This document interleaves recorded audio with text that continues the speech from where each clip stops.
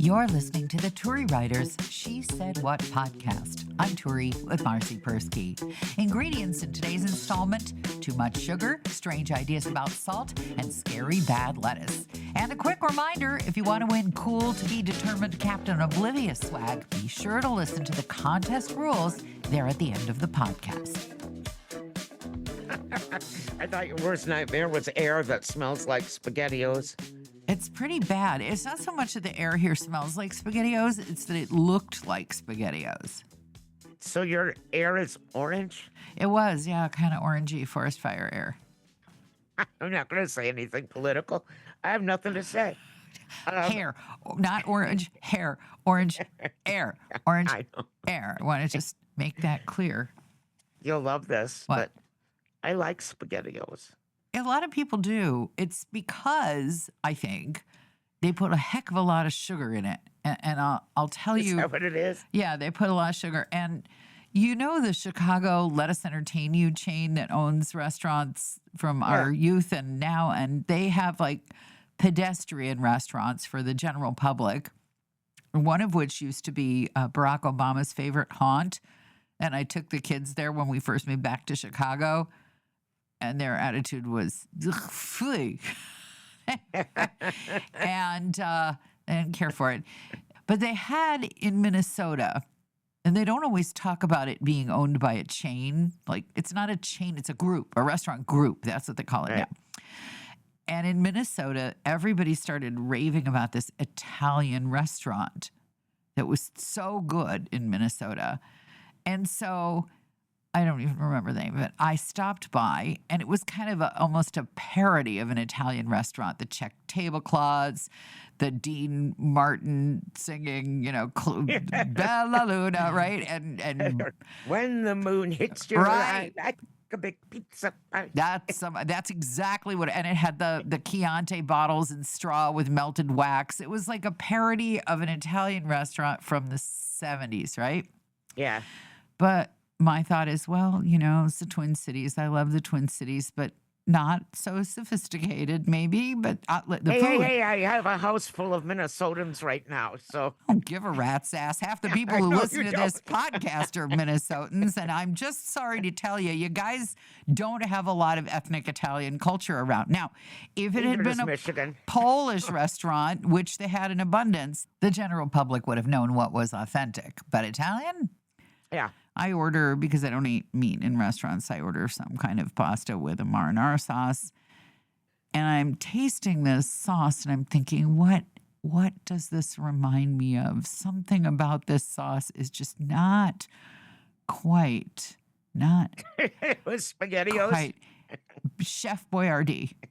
It was Chef Boyardee. I beefaroni. swear to you, they replicated the Chef Boyardee ravioli in a can, which as a child, was a favorite. The cheese ravioli in a can was a favorite in our house.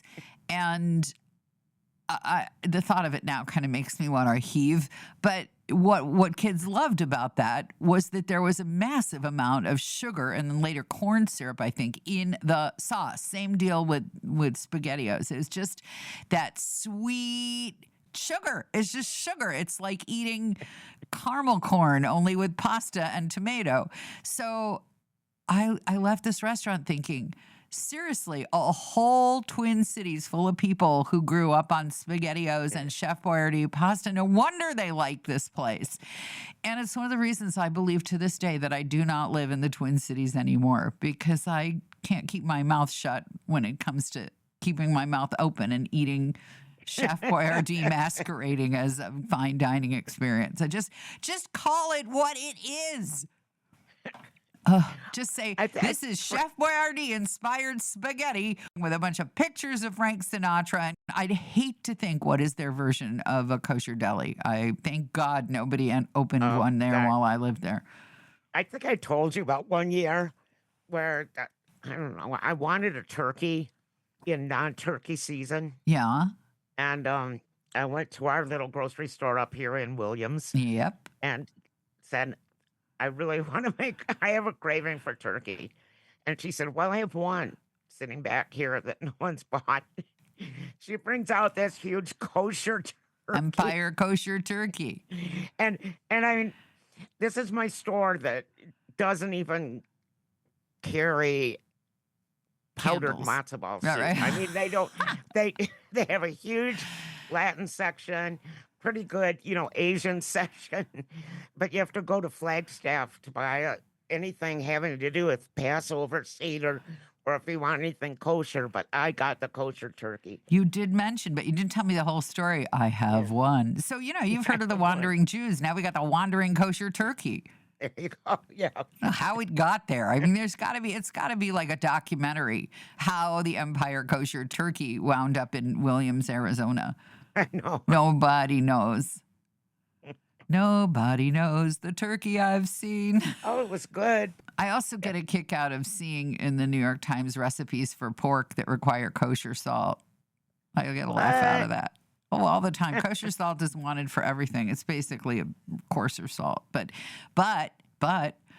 as you know, we eat fish and vegetarian when we travel, and we were visiting friends in Boston area, Gloucester to be precise.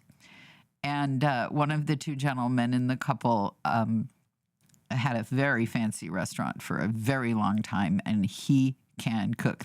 And he went down to get fish at the Fresh Fish Place, which in Gloucester, Massachusetts, site of the perfect storm. I mean, it is a fishing community. You can get some pretty fresh fish, but he wanted to make sure it wasn't near any shellfish. So he explained to the person at the fish counter that it needed to be kept separate from the shellfish because he was making it for someone who kept kosher. And this woman turned to him and said, "I know how to make things kosher." And he looked at this woman from Gloucester, Massachusetts, and he couldn't help himself. He said, "Yeah, how do you do that?" She said, "You just put this salt on it." And you don't tell anybody. She waves a bottle of kosher salt at him, and I'm thinking, that's a good one. Yeah. I don't know what would be analogous for other religions. I mean, you could say that to Muslims and say, you can have this pork. You just throw this halal salt on it. I don't think there's an analogy. Hard to find anything that would. I just bought kosher salt because we have a house full this week, which is kind of fun because people don't visit us up here very often. It's hard to get there. And, It's like some kind of video game. First, you make your way through the smoke and the forest fires, and then crazy people will jump out at you with signs that say, "Do not trespass. We'll fire on sight. This home is friendly to Smith and Wesson." Pretty much. And then you get through that, and there are a bunch of cattle blocking your way. And then you get through that, and you find the Blank Storm of Awesomeness Ranch there at the end, in all its tranquility. So I actually made out menus last week. No. And then I did. I made out a menu for every day. And then I went to Sam's Club because there's no Costco out here. Right. And bought everything so that I have now a refrigerator matching all the ingredients that I need for all week. I was just so organized, and I bought kosher salt because every single recipe, and even the Mexican ones, Yeah, they're obsessed. make it fajitas. They're obsessed with kosher salt. I was shocked and amazed Yes. when my sister told me that she's a professional violinist down in Florida, and she would play the high holiday services at Cuban temples. Yeah, I'm not surprised. So I'm always like, wow, they're everywhere. Well, you Or know the we're joke. everywhere. Where there's oxygen. Speaking of oxygen, Yes.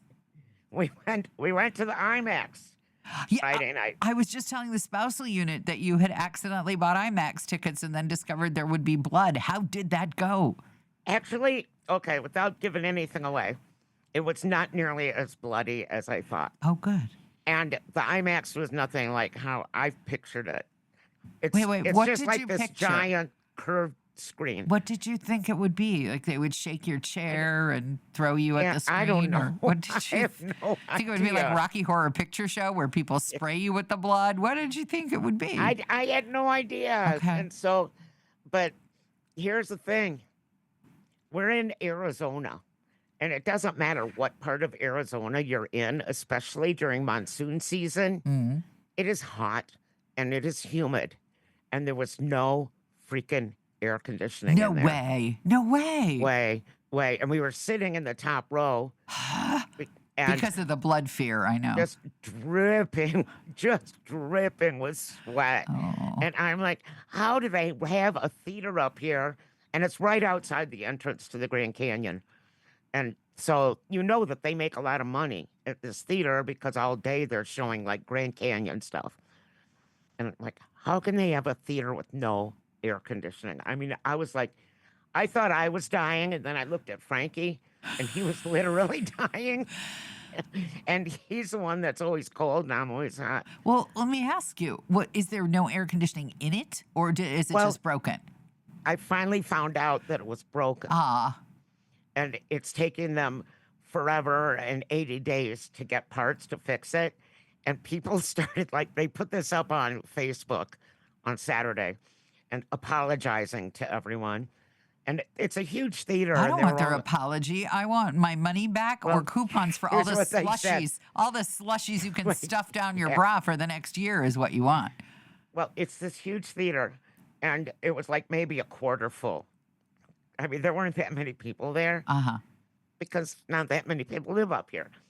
But they put on Facebook an apology saying that, well, our air conditioner broke and we can't get parts and blah, blah, blah, blah, blah. And then people started volunteering to like contribute money to the IMAX so they could get new air conditioning. Oh And I boy. just thought that's so northern Arizona. Well, that's That's kind of sweet. You complain about your neighbors all the time, but here they are willing to keep your husband from sweating to death at the Odyssey. And I think that speaks well of them, even if they do have this property is protected by an AR, whatever it is, all over their front yards. I do like the Odyssey. By the way, I did Good. like it. All right. I haven't decided if I want to go, but I will You tell do. you this. If there's a line around the block, thank you, I'll wait. Yeah, there was no line around the block. And we actually ate at this little, you're going to love this. We ate at this little kind of diner place Okay. that was halfway between our house and the IMAX and the Grand Canyon. And we were the only people there. Did it have air conditioning? Dinner time. Yes.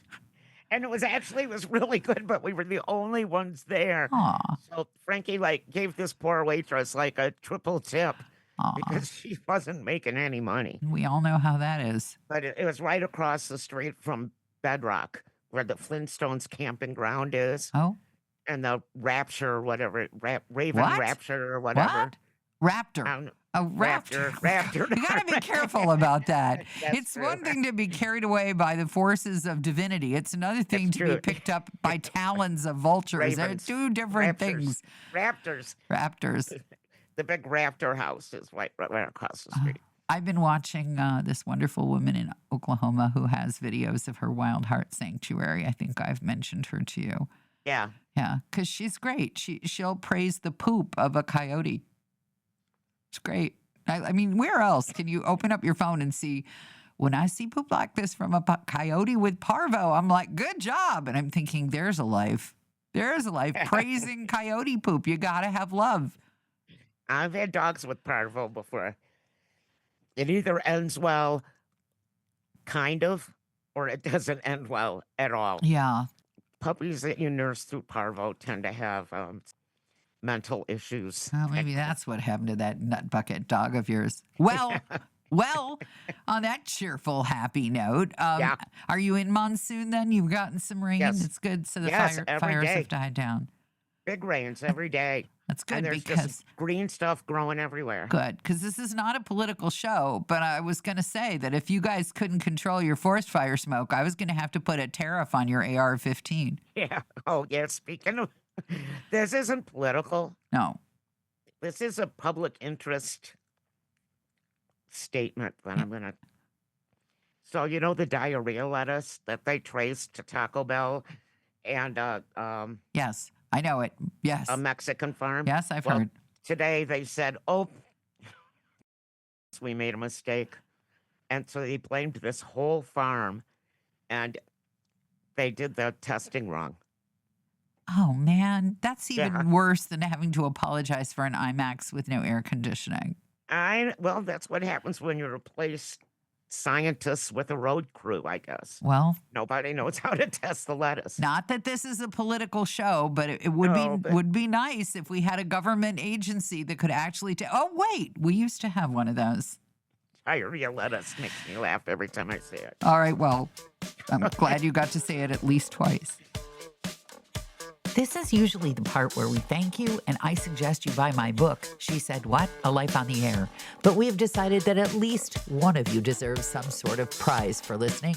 I have no idea exactly what it will be, but it will feature the words Captain Oblivious on it. And all you have to do to win is send an email to Turi at shebopsproductions.com with a short description of whatever your partner or friend or boss or somebody who ought to be paying attention failed to notice, and your mailing address. Marcy and I will pick out the best one, and that will be the winner. You have until August 31st, 2026 to enter, and you have to live in the USA because I don't send things over borders. Good luck.